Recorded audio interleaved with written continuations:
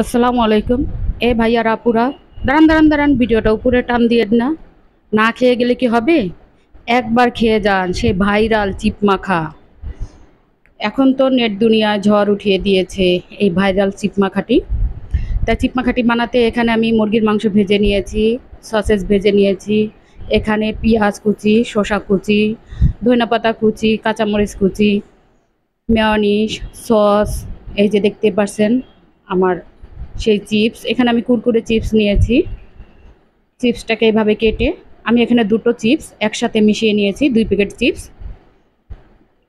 আর এটা খুবই টেস্টি মজাদার একটি চিপস, কি বলবো, চিপস মাখা। আমি 2 প্যাকেট একসাথে মিশিয়ে নিলাম। এবার এর ভিতরে আমি কিছু পেঁয়াজ কুচি দিয়ে দিব। এটা রাস্তায়, আপনার দোকানে এখন রাস্তায় এটা বিক্রি হয়, যেখানে সেখানে পাওয়া যায়। এটাকে কিনতে গেলে আপনার 120 টাকা থেকে 150 টাকা পর্যন্ত দাম নেয়।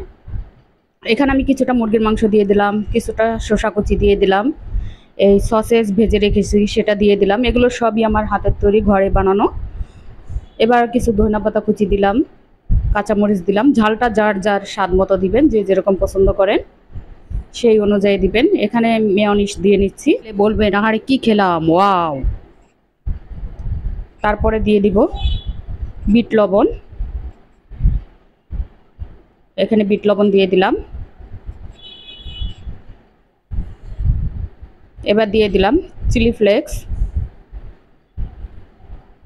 আর দিয়ে দিব চাট মশলা।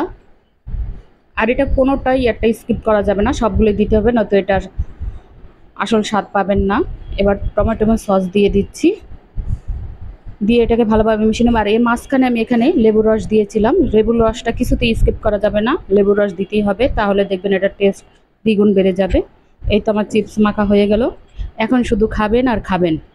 মাশাআল্লাহ, আলহামদুলিল্লাহ, অনেক ভালো ছিল, দারুণ টেস্টি। আমরা বাসায় সেই ভাইরাল চিপস খেয়ে নিলাম। এভাবে মিশিয়ে খেয়ে নেবেন, আপনারা দেখবেন ভালো লাগবে, বাচ্চারা খুবই পছন্দ করবে। আল্লাহ হাফেজ।